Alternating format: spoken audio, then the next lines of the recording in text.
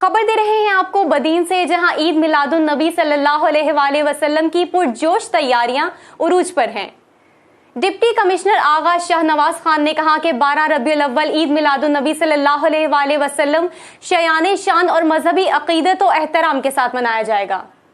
इस मौका पर सिक्योरिटी के फुल प्रूफ इंतजाम किए जाएंगे। इसी पर देखते हैं DNN की रिपोर्ट। इन ख्यालात का इजहार इन्होंने ईद मिलादुन नबी सल्लल्लाहु अलैहि वसल्लम के सिलसिले में इंतजामात का जायजा लेने के लिए दरबार हॉल में मुनक्किद होने वाले इजलास में किया।